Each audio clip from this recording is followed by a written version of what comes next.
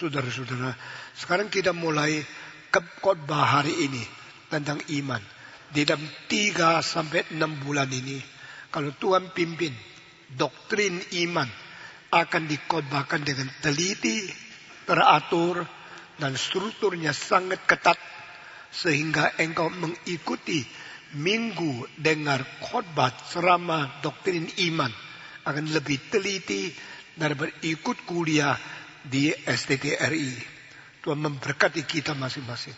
Saya akan mengsaring seluruh pikiran yang sudah dibentuk oleh Tuhan selama 62 tahun sebagai hamba Tuhan untuk menjadi khotbah yang penting di dalam mimbar Gereja Reform Injil Indonesia di Kemayoran ini. Di dalam 3 sampai 6 bulan ini, kiranya Tuhan mengkuatkan dan mengatur kembali, menyaring dan membentuk struktur iman kepercayaan di dalam hidup kita masing-masing.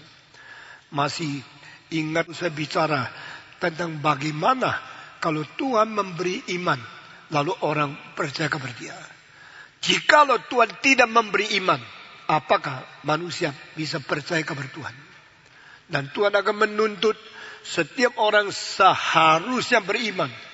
Engkau mengatakan, bagaimana bisa seharusnya beriman? Kalau saya tidak diberikan iman oleh Tuhan, bagaimana saya bisa merespons iman kepada Tuhan? Jika Tuhan tidak menaruh bibit dalam hati saya, bagaimana saya mungkin menjadi orang Kristen yang beriman? Bukankah Alkitab mengatakan iman datang dari pendengaran? Lalu saya kalau belum dengar firman Tuhan, saya kalau masih seorang ateis, bagaimanakah Tuhan tuntut iman? Seharusnya saya boleh respon kepada Dia. Saudara-saudara, iman akan dibagi. Iman natural, iman anugerah, iman pembawaan, iman setelah mendengar firman, iman primitif, dan iman bentuk dengan firman di dalam kitab suci. Pembedaan ini berdasarkan anugerah umum dan anugerah khusus. Berdasarkan wahyu umum dan wahyu istimewa. Allah menciptakan alam semesta di luar manusia.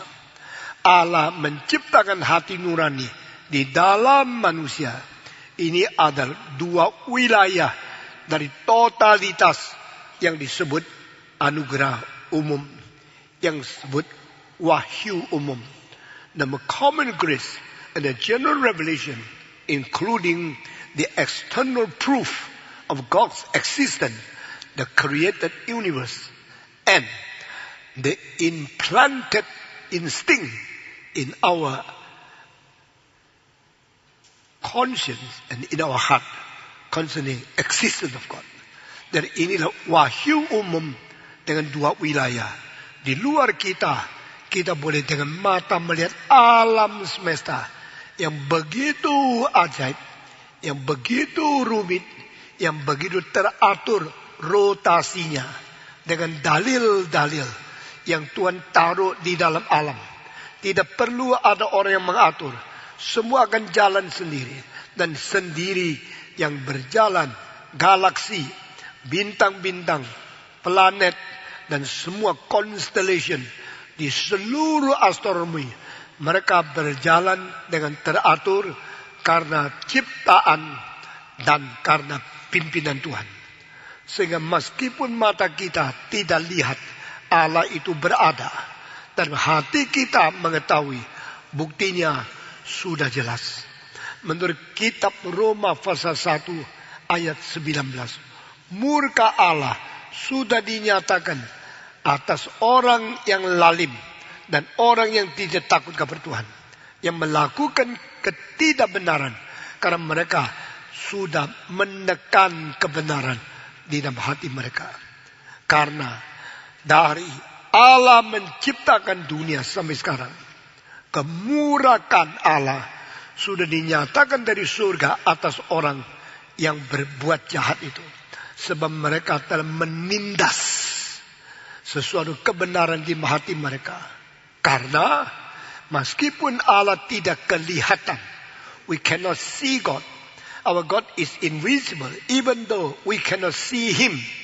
Tetapi melalui yang diciptakan sudah dinyatakan kuasa ilahi dan sifat kekekalan Allah. The divine power and the eternal nature of God's eternity have been shown to us through all have been created in the universe. Yang diciptakan di alam semesta sudah menyatakan kebesaran Allah, sudah menyatakan kuasa ilahi, sudah menyatakan sesuatu yang menjadi sifat kekekalan Allah melalui jari yang menciptakan segala sesuatu itu. Kedua, melalui hati nurani yang bersaksi di dalam tubuh kita masing-masing. Sehingga tidak ada orang bisa mendalikan. No one can avoid, no one can escape, no one can deny. Tidak ada orang bisa melawan, mendalikan, menyangkal, menolak, atau mengatakan tidak benar. Sehingga Tuhan Allah itu berada, tidak perlu dibuktikan oleh manusia. Karena manusia tidak berhak. Manusia tidak mampu. Dan apapun caranya yang dipergunakan untuk manusia demi membukti keberadaan Allah, itu tidak cukup. Karena Allah lebih besar daripada bukti. Allah lebih transenden daripada cara manusia memberikan evidensi kepada Allah. Itu sebab teologi reform bukan menganut apologetika dari evidential. The reform apologetic is not evidential apologetic. Kita mempunyai presuppositional. Apakah presuppositional? Sebelum ada bukti, sebelum ada pengalaman, sebelum penglihatan mata, sebelum ada apapun yang menjadi cara yang dipakai oleh manusia secara a priori, Allah sudah menyatakan keberadaannya melampaui semua bukti. Saudara-saudara, seorang ibu mencintai anak, cinta itu tidak perlu dibukti dengan kimia, dengan laboratorium, dengan fisika, atau dengan sesuatu mesin. Karena dia ibu, dengan sendirinya langsung ada cinta karena bayi yang tidak boleh ditolak, yang tidak boleh disangkal, dan tidak mungkin ditiadakan oleh ibu itu. Sebab dia sudah ibu, dia sudah fakta, itu anak sudah ada, dilahirkan oleh dia sendiri. Dia tidak perlu, ayo tolong dong, cinta anakmu. Tidak usah didorong, tidak usah dibukti, tidak usah dipaksa, tidak usah dilatih lagi. Dia sendiri bisa. Nah, ini adalah hal natural yang Tuhan ajarkan kepada kita. Sebagaimana ibu mencintai anaknya sendiri, tanpa mengikuti kuliah di mana, tanpa mengikuti seminar cinta ibu. Tidak perlu. Kalau dia ibu yang asli, dia pasti mempunyai cinta yang naluri. Kalau dia yang melahirkan anak, dia sendiri tidak mungkin melukakan bayinya. Di dalam Yesaya dikatakan, adakah ibu yang melupakan bayi yang perlu disusui?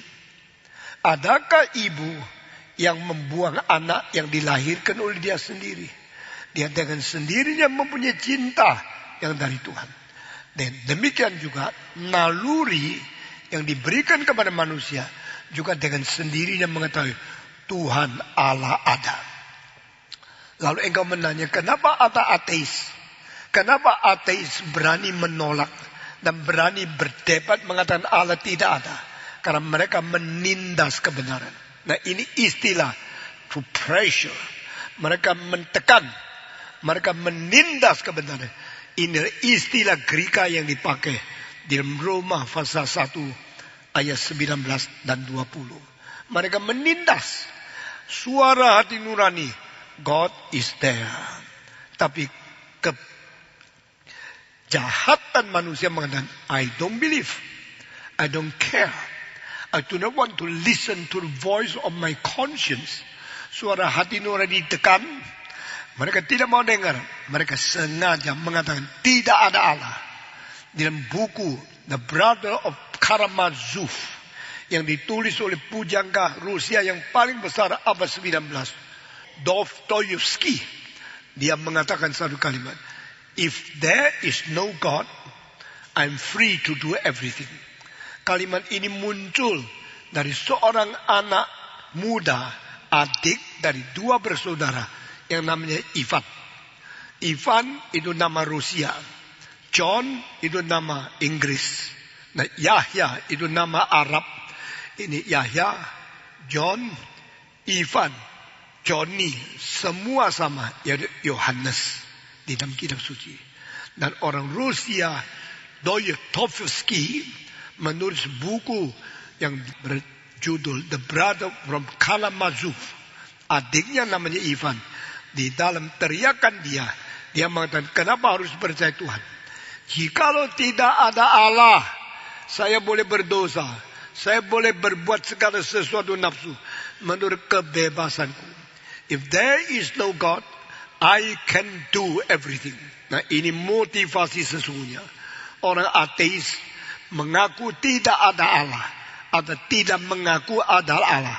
Karena di dalam hati mereka sedalam-dalamnya mereka ingin bebas berdosa dan jangan dihakimi. Kalau tidak ada Allah, saya tidak usah bertanggung jawab. Kalau tidak ada Allah yang mengadili, saya berbuat dosa boleh sewenang-wenang.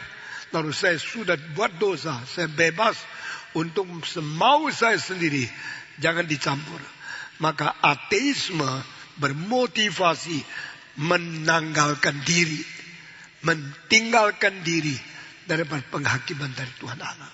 Seorang doktornya 7, kawan saya, namanya Profesor Edwin Orr, yang pernah mengajar di Fuller Theological Seminary, yang sering kali berkhotbah bersama di konferensi internasional.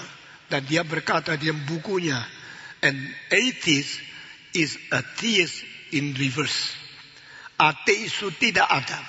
Orang ateis sebenarnya adalah orang teis yang terbalik. Dia sengaja mengatakan, aku tidak percaya Allah ada.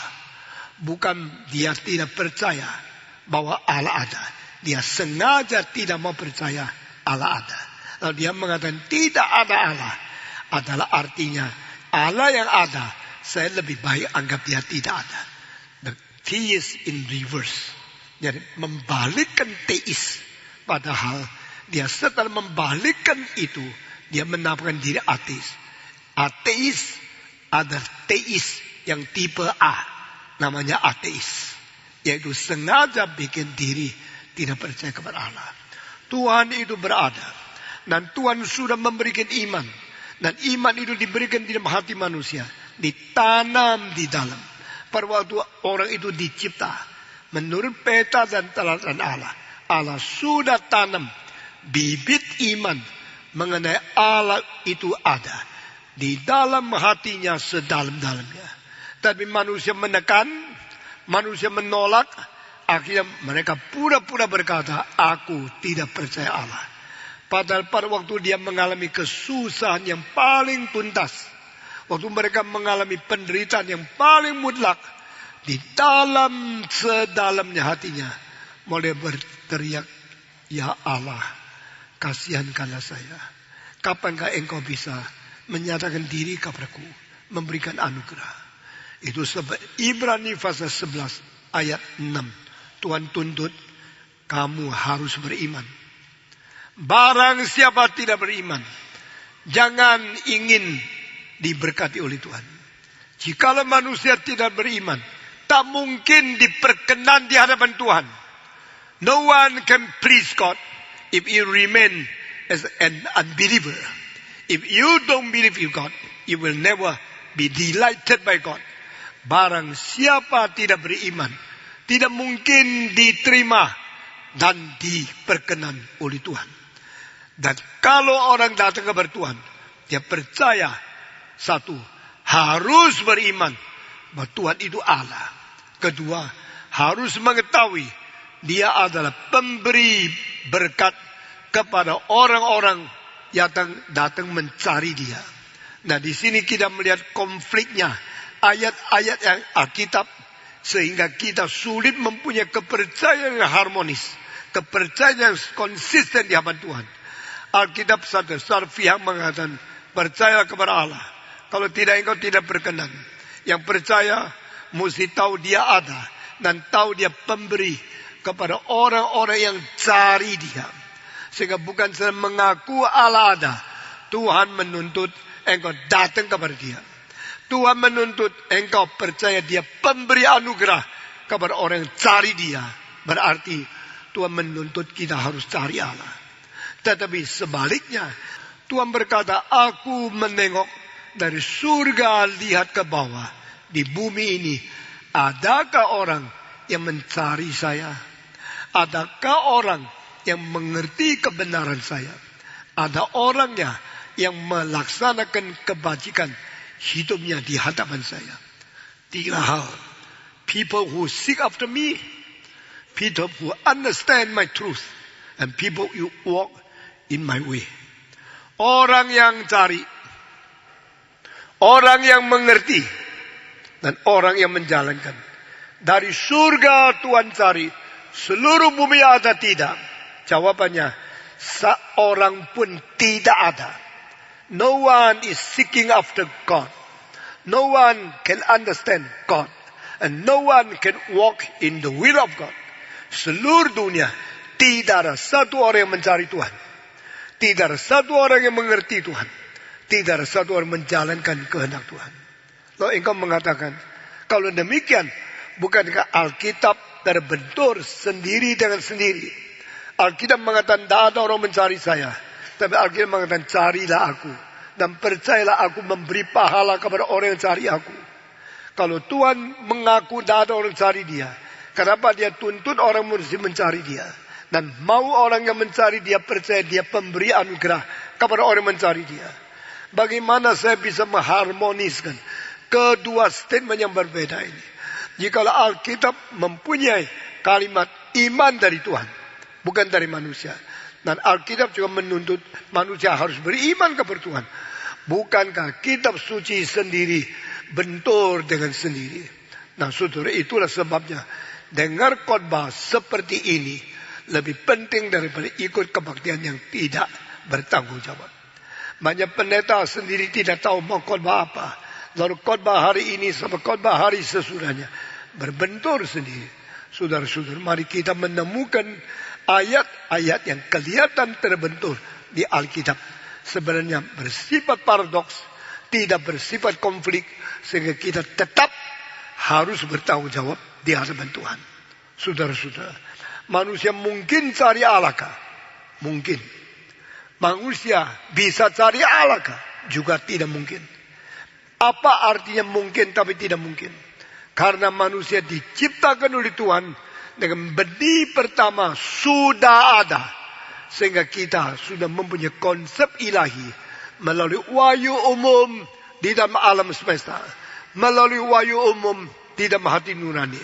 The external confidence, the external evidence, and the internal confirmation.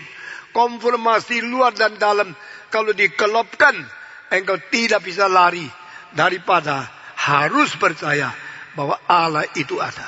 Tetapi sesungguhnya kalau kita menindas, kita menekan diri kita sendiri, menekan suara hati nurani, menekan kesaksian dari alam semesta, sehingga akhirnya semua yang sudah diberikan tidak mampu berfungsi untuk memberikan kepada kita konfirmasi itu. Sehingga kita menjadi orang ateis. Nah saudara, itu sebab pada waktu Tuhan mencerahkan kita, membangkitkan kita kembali, baru kita menjadi orang Kristen. Lalu pertanyaan tiba, Tuhankah yang dahulu memberikan pencerahan, kebangkitkan kepadaku, atau akukah yang terlebih dahulu mencari dan minta pertolongan Tuhan? 1600 tahun lalu, yang seorang namanya Agustinus. Agustinus seorang sanctus. Dan Agustinus menulis di dalam suratnya yang sangat membingungkan. Saya telah menerima anugerah Tuhan. Ini kalimatnya ya. Dan anugerah diberikan kepada saya. Apakah sebab saya doa kepada dia? Tolong beri anugerah. Tuhan bilang, oke, saya memberikan. Anugerah diberikan karena dia menjawab doa saya kah? Saya doa dulu, baru dia kasih anugerah. Atau dia memberikan anugerah, baru saya bisa doa kepada dia. Yang mana yang benar? Seorang pintar selalu pikirnya rumit.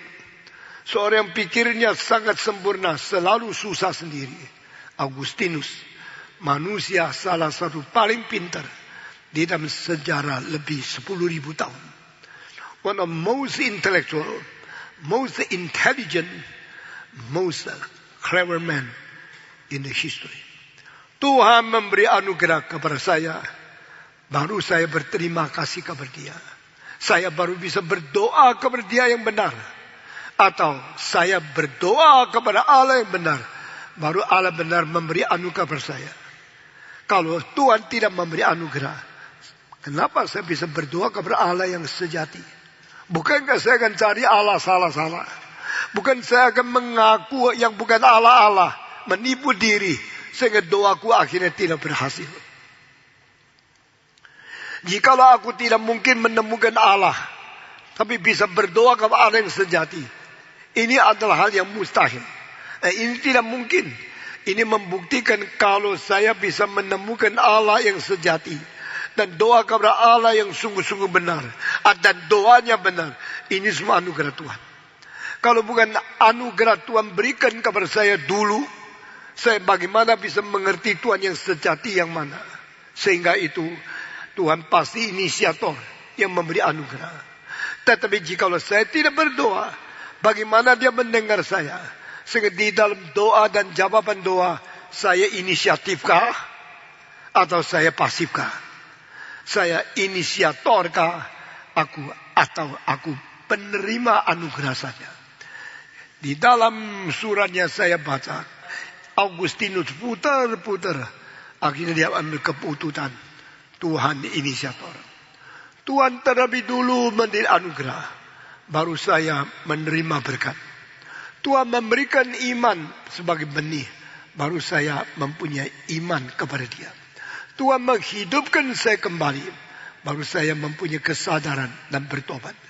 Karena Tuhan selalu inisiator. Karena inisiatifnya bukan saya, tapi Tuhan. Nah, Tuhan itu Tuhan aktif. Tuhan berdaulat.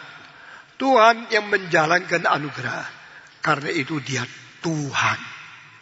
Kita sambil menyebut dia Tuhan, sambil merasa dia penerima doa saya baru bisa kerja. Kalau saya tidak rangsang, dia tidak kerja. Ada lagu, aku doa untuk menggoyangkan tangan Tuhan sehingga dia bekerja. Itu kalimat saya sama sekali tidak setuju. Satu kali saya di Taiwan, sebelum saya berkhotbah, semua ribuan orang menyanyi, mari kita goyangkan tangan Tuhan supaya dia mulai bergerak, supaya bekerja. Giliran saya naik, saya bilang orang gila yang nyanyi itu. Mereka kaget semua.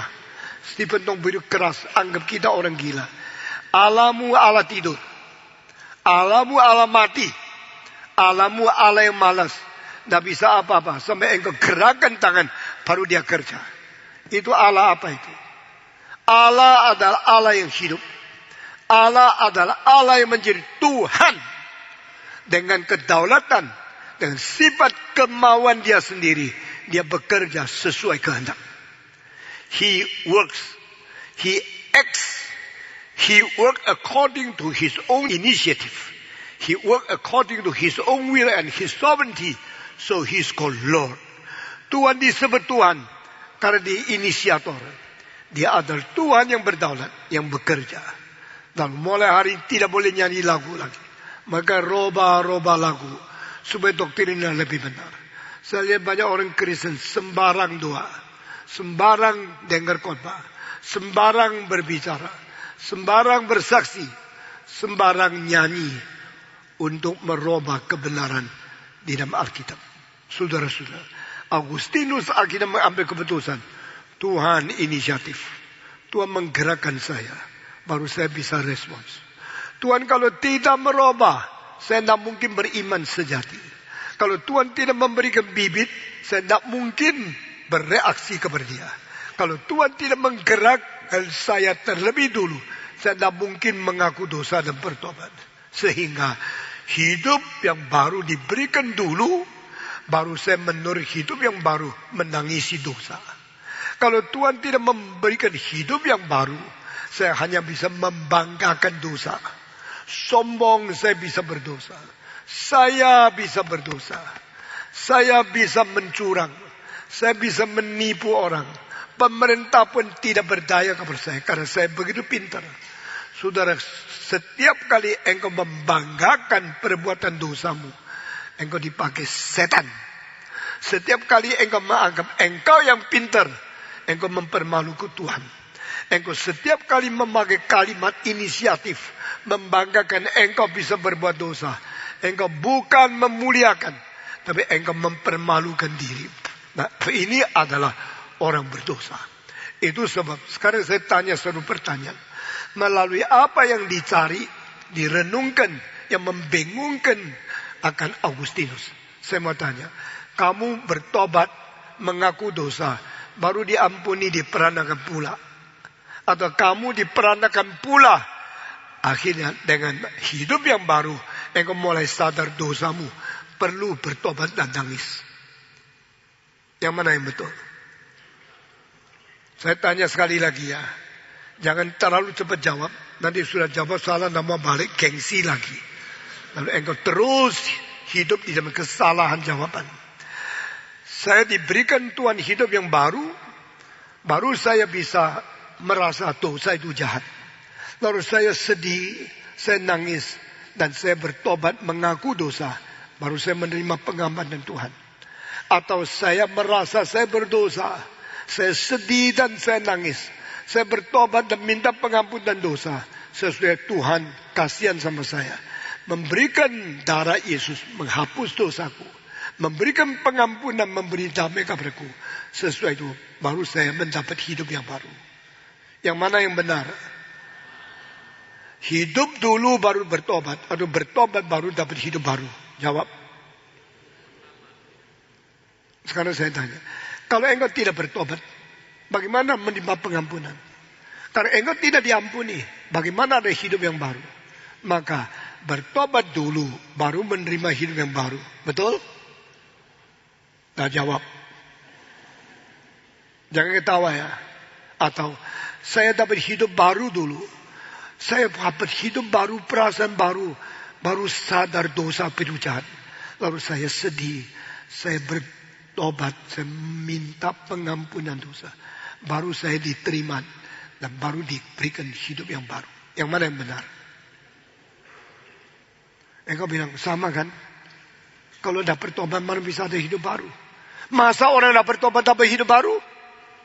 Engkau tolak. Tapi saya mau tanya. Kalau ada hidup baru, bisa bertobat? Juga tidak bisa. Jadi yang mana yang betul? Sekarang kong kali kong. Sama sebelahmu bicara. Nanti jawab lebih tegas. Dapat hidup baru dulu baru bertobat. Atau bertobat baru hidup baru. Yang mana? Hah? Hidup baru lebih dahulu. Nah, ini jawaban reform. Engkau tanya gereja karismatik Injili. Kita mesti bertobat supaya dapat hidup baru. Mereka, iya. Nah, engkau tanya, kok bisa bertobat? Ya karena sadar dosa. Kok bisa sadar dosa? Ya karena pintar sadar. Jawaban kita, Roh Kudus datang menyadarkan manusia tentang dosa, kebenaran dan penghakiman. Maka bikin orang itu sadar dan bertobat. Saya tanya lebih jelas, jawaban adalah ibu-ibu yang jawab. Ayah-ayah tidak usah jawab. Karena ayah-ayah tidak mengerti apa melahirkan anak. Dan ibu-ibu dari anak di dalam sampai anak di keluar. Engkau mengalami satu kesusahan melahirkan. Sekarang ibu-ibu jawab. Anakmu lahir dulu baru nangis. Atau nangis minta dilahir baru engkau lahirkan. Jangan ketawa, jawab. Engkau melahirkan dia dulu baru dia nangis. Atau dia nangis, tolong lahirkan saya di sini. Tidak bisa lihat langit, tidak bisa lihat bintang. Saya mau keluar, lahirkan aku. Oke, tunggu ya. Prok, engkau lahirkan. Engkau melahirkan dulu baru dia nangis. Atau dia nangis benda engkau lahir baru engkau lahirkan? Yang mana? Lahir dulu. Atas permintaan dia atau atas kemauanmu? Engkau bilang atas waktu sudah cukup. Bukan kemauanku kok. Saya tahu lahir itu sakit. Saya takut kalau bisa tunda. Tapi tunda lagi 2 minggu, kepalanya lebih gede. Lahirnya lebih susah. Jadi akhirnya, siapa yang perintahkan lahirkan dia? Dalil pencipta hidup. The law of the creator of life. After life is mature, after time is up, at the same time, you do not will, you have to. Engkau tidak ingin pun harus melahirkan. Lalu ketakutan melahirkan. Tak berani lihat. Suster bidan yang membantu keluarkan dia. Setelah keluar lepas daripada perutmu, daripada rahimmu, engkau lega. Anak itu selamat. Keluar kepala bukan kaki dulu. Kalau kaki keluar dulu ditarik, tangannya putus. Tapi kepala keluar, lulus semua. Tapi kepala adalah bagian yang paling keras di seluruh badan. Waktu keluar sakit sekali. Waktu engkau tahan dan engkau berdoa, menurut janjimu, saya akan selamat waktu melahirkan anak. Lalu kitab suci memberikan penghiburan. Anak kepala keluar, kedua tangan keluar, perut keluar, kedua kaki keluar, jari semua keluar. Sudah keluar semua. Engkau bilang, puji Tuhan, safe. Waktu itu berapa sakit, berapa susah, berapa siksa. Engkau melihat anakmu, ada mata, ada hidung, ada alis. Sudahlah, susah ya susah. Ada hidung kok, ada mata kok, ada mulut kok. Saya terima. Ini kalimat Yesus. Berapa susahnya melahirkan anak. Setelah kelihat anak, ibu mulai tersenyum, ketawa. Toh saya sudah menjadi ibu. Dan anak itu digendong, dia diam-diam. Sampai 2 menit diam-diam. 3 menit diam. Aduh, anak saya kuai-kuai loh. Dan nangis, dah cerit loh. Pitanya tarik, pukul pantatnya. Piak, piak, piak. Wah, wah, wah. Sudah kembali ke mamanya. Kenapa mesti nangis? Kalau dah nangis, dah napas. Tahu tak? Diam-diam. Diam-diam. Langsung masuk surga. Tapi kalau selipur, wah, wah, wah, mulai napas, oksigen masuk, dia hidup. Nah, ini cara urutan hidup menjelaskan Ordo Solutus. Ordo Solutus salah satu bagian dari Reform Theology yang sebagian teolog terima, sebagian teolog tidak. Saya terima. Ada urutan yang menurut dalil hidup. Dilahir dulu, baru nangis. Sesudah nangis, mulai napas. Sudah mulai napas, hidup terus. Sampai berpuluh-puluh tahun. Sampai masuk ke dalam kuburan. Semua diisi dengan pernapasan. Saudara-saudara, hidup rohani kita sama. Kita sebelum menjadi orang Kristen yang sejati. Kita di dalam rahim. Menunggu sampai hari lahir. Paulus berkata, saya masih tahan sampai engkau lahir. Engkau lihat, engkau sudah hidup, baru saya sabar, lega. Berkata bertuhan, saya sudah sabar menanti hari kelahiran sampai hari ini. Saudara-saudara, Alkitab mengatakan kita mati di dalam dosa. Dia membangkitkan kita. Dia memberikan hidup baru kepada kita. Waktu orang mati di dalam dosa, bisa bertobat tidak? Bisa mengaku dosa tidak? Bisa sadar dosa itu jahat tidak? No possibility. You have no possibility to understand your sin is so wicked, so evil, and never know that it need to be repented. Sampai Tuhan memberikan hidup yang baru, baru engkau mulai nangis. Waktu engkau nangis, engkau mulai napas. Jadi lahir dulu, baru nangis. Itu sebab kerohanian orang Kristen. Dilahir baru dulu oleh Roh Kudus. baru bertobat. Jangan kira pertobatanmu itu menjadi siaranmu dilahirkan baru. Sedangkan terbalik, dilahirkan baru menjadi hak fondasi engkau boleh bertobat. Alkitab mengatakan, waktu saya mati di dalam dosa, saya dibangkitkan.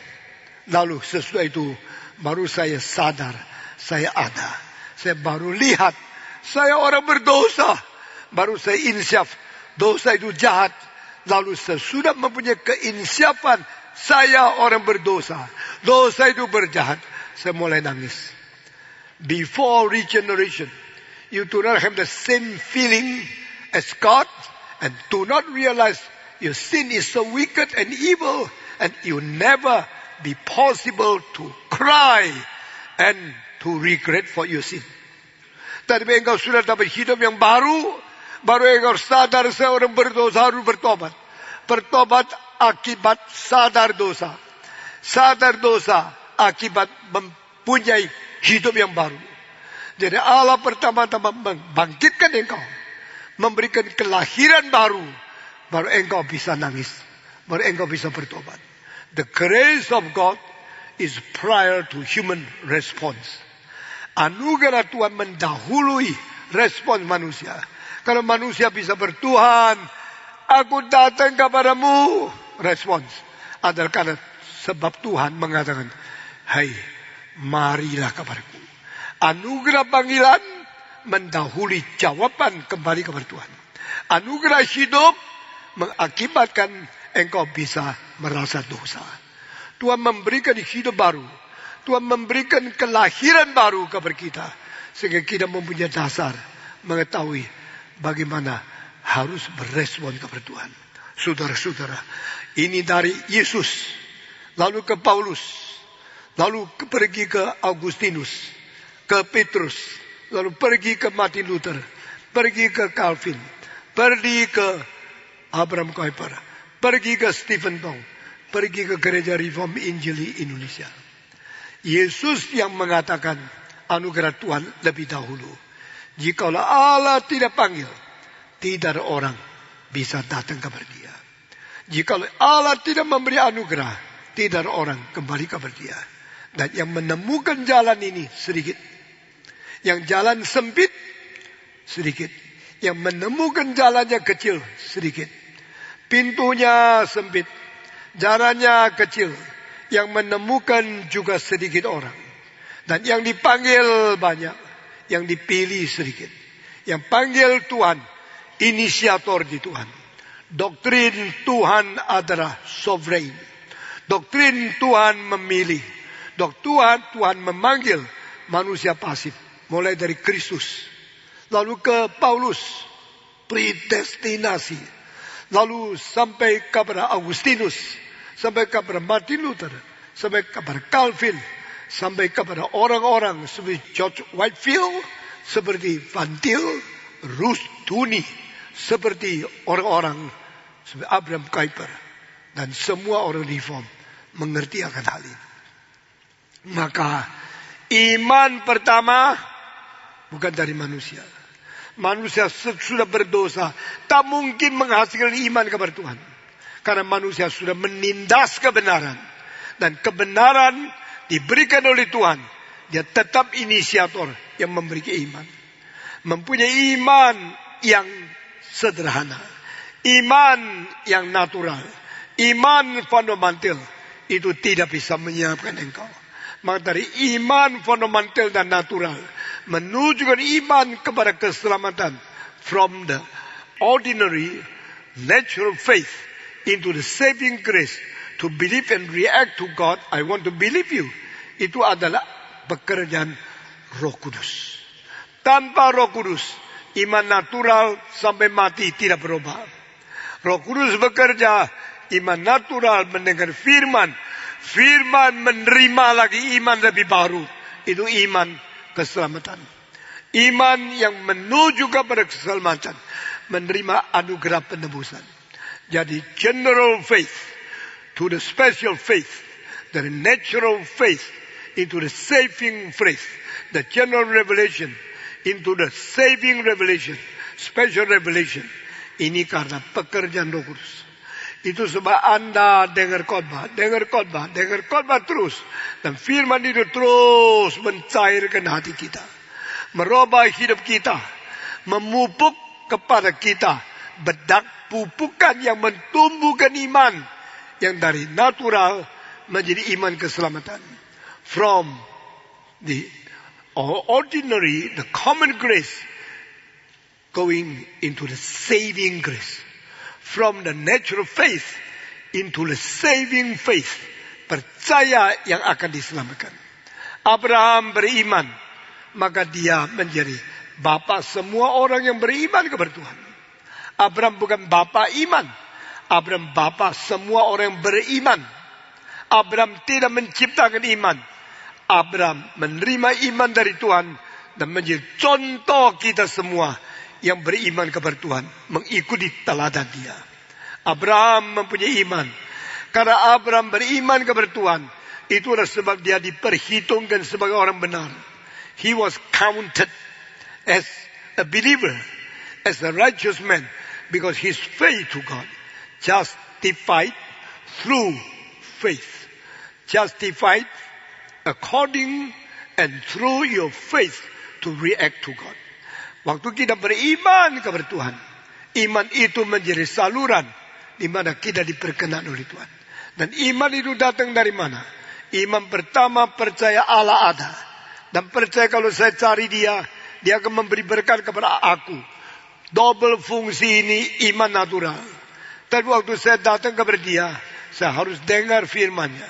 Sudah dengar firman, iman datang dari pendengaran. Faith come by hearing. Waktu saya dengar firman, firman itu akan menciptakan iman benih baru di dalam hati untuk menerima Yesus Kristus. Kalau tidak mendengarkan firman, engkau tidak tahu Yesus siapa. Kalau tidak mendengar firman, tidak tahu dia mati mengganti engkau.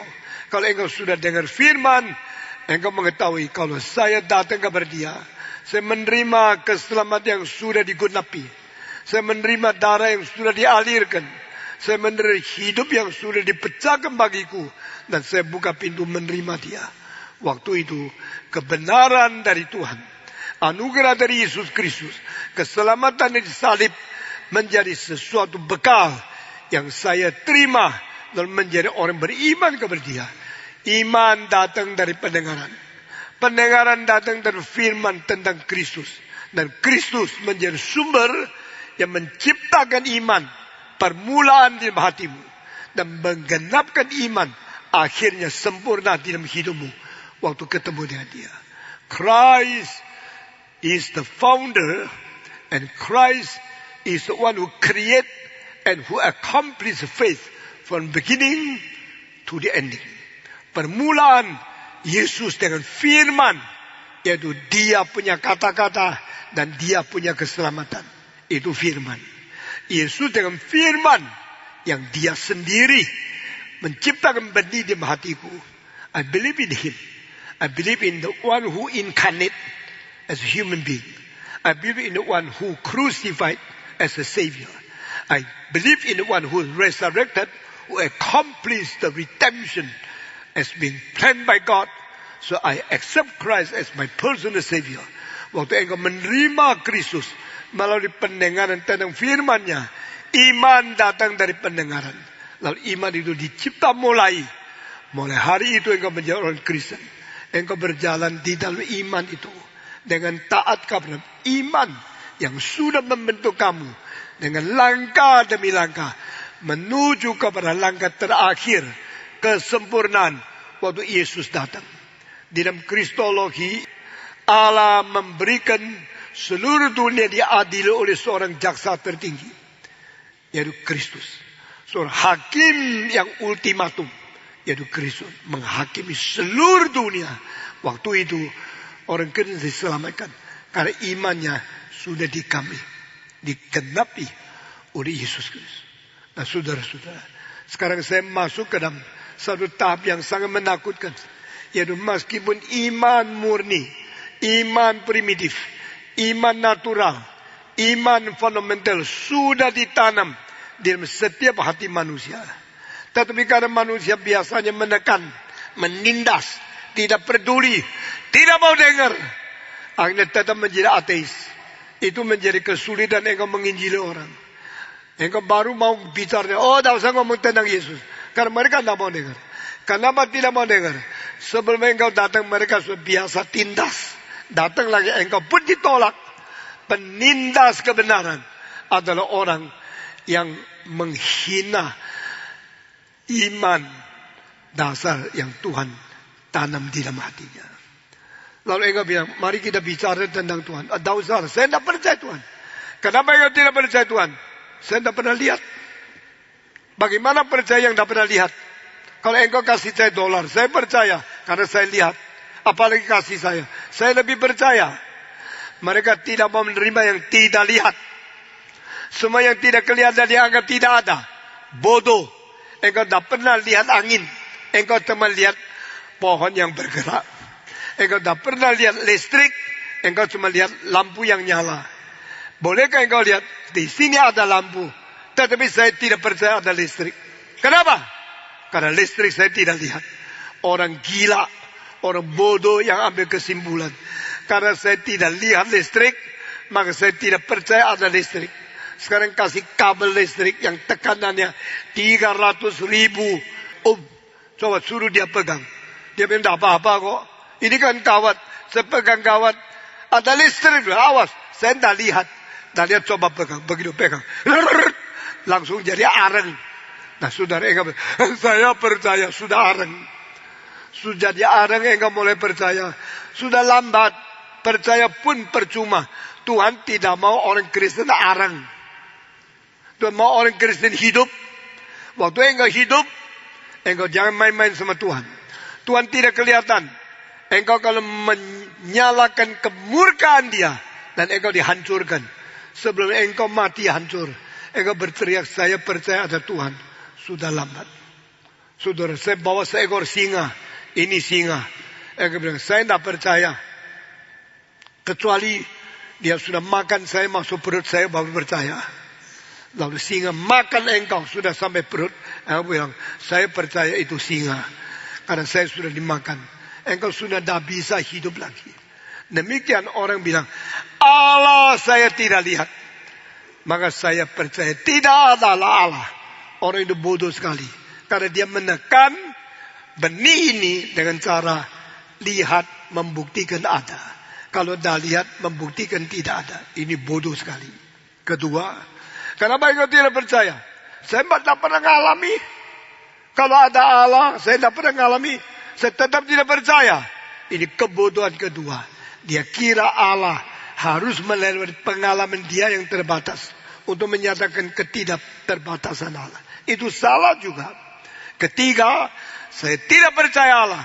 Karena apa? Karena saya belum membuktikannya.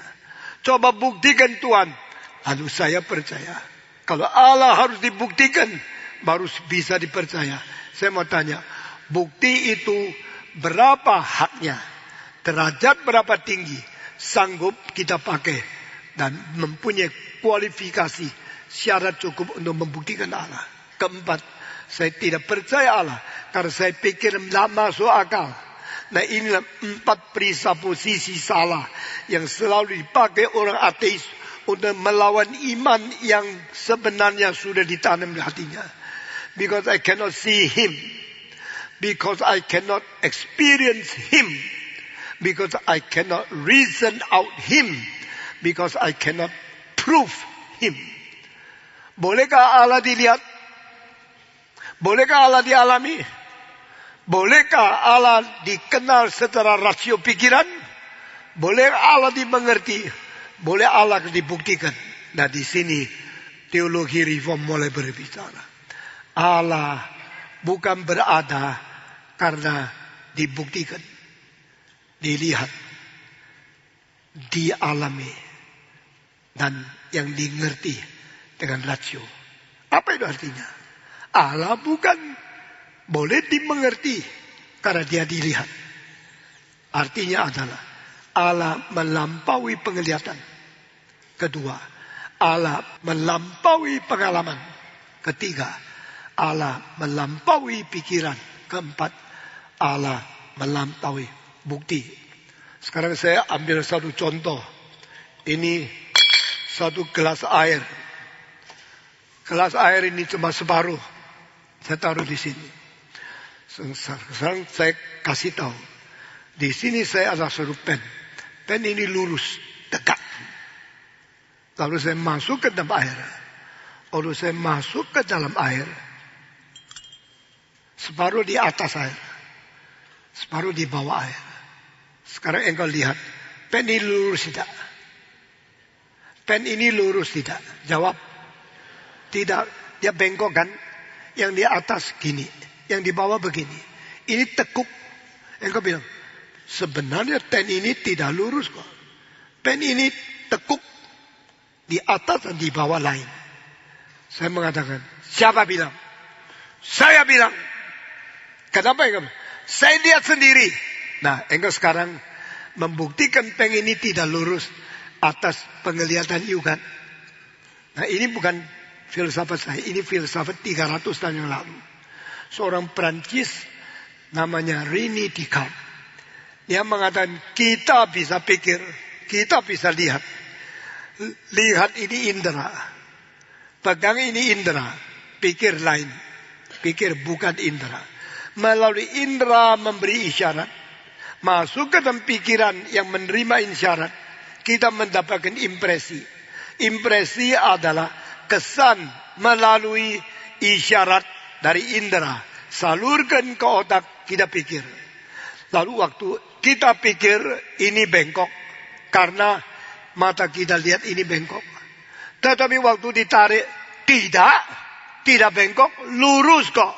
Berarti kita ditipu oleh mata kita sendiri semua. 1, 2, 3. Saben hari loh. Matamu menipu kamu. Khususnya waktu engkau lihat kaca. Cantik ya. Jelek dulu. Saudara-saudara. Engkau dalamnya jelek. Mukanya bagus karena kosmetik. Karena senyuman. Lalu mata menipu kamu. Kamu selalu menerima isyarat mata. Akhirnya pikiran tidak bekerja. Yang dilihat dianggap benar. Ini namanya filsafat daripada empiricisme. Empiricisme, our senses give the sign to our thinking. And our reasoning power accept that kind as our proof. Ini bukan bengkok. Tapi kelihatan bengkok. Yang salah di mana? Bukan salah pennya. Bukan salah airnya. Bukan salah gelasnya. Bukan salah tempatnya. Di gereja kau bisa lihat salah. Karena Tuhan tidak bantu. René Descartes mengatakan. Pikiran kita ditipu oleh mata. Kenapa mata bisa menipu pikiran? Karena setan selalu mengganggu mata. Wah, ini filosof satu-satunya di dalam sejarah ribuan tahun yang pakai istilah setan di dalam filsafatnya. René Descartes. René Descartes orang Perancis. René Descartes ada seorang yang disebut sebagai bapak filsafat rasionalisme modern. The father of modern reasoning power philosophy. The philosophy of reasoning power ada René Descartes. Dan dia mengatakan kalimat ini. Nah, saudara-saudara, itu semua orang Inggris menolak filsafat Eropa. Engkau bilang Inggris juga Eropa. Eropa pinggiran sama Eropa daratan. Tiongkok daratan ada berapa puluh provinsi. Tiongkok pinggiran ada satu provinsi namanya Taiwan. Taiwan Tiongkok. Tiongkok. Taiwan tidak mau gabung ke Tiongkok. Taiwan menjadi republik sendiri. Saudara-saudara. Maka Inggris mau keluar dari Brexit. Karena mereka selalu ingat mereka bukan Eropa. Nah, mereka melawan Eropa. Eropa melawan Inggris. 300 tahun yang lalu ada dua kelompok filsafat. Empiricisme di Inggris. Rasionalisme di Prancis, Belanda, dan kontinen Eropa. Di Belanda filosofnya Baruch Spinoza. Di Prancis filosofnya René Descartes. Di Jerman filosofnya Leibniz. 3 orang ini bergabung membuat rasionalisme filsafat Eropa untuk melawan Inggris dari 5 orang. Francis Bacon, John Locke, David Hume, Berkeley, Thomas Hobbes. Dari Inggris 5 orang. Scotland, England, Irish. Semua tolak filsafat daripada Eropa. Dan Jerman, Perancis, Belanda menolak filsafat dari Inggris. Empiricisme ada di London, di Edinburgh, dan di Irlandia. Rasionalisme ada di Perancis, ada di Jerman, dan ada di Amsterdam. Mereka berpisah. Orang rasionalisme mengatakan, jangan percaya perasaan. Jangan percaya mata. Karena ini ada setan menipu engkau. Memang musim dingin sekali. Engkau masuk satu kamar. Engkau pegang besi. Aduh dinginnya. Engkau pegang itu bulu domba. Aduh enaknya, panasnya. Saya tanya, di dalam kamar, di mana musim dingin, besi sama itu bulu domba, suhunya sama tidak? Sudah tahu ya? Kalau sekarang salju di luar, dalam tidak heater. Engkau di dalam pegang besi, waduh dinginnya. Pegang bulu domba, pegang baju wool, cashmere. Aduh angetnya. Betul tidak? Engkau ditipu oleh tanganmu. Waktu tanganmu pegang besi, panas tangan langsung salur ke besi. Engkau begitu kehilangan panas, engkau rasa dingin. Tapi engkau pegang bulu domba, engkau rasa enak sekali, panas sekali. Pada bulu domba sama suhunya dengan besi di satu kamar.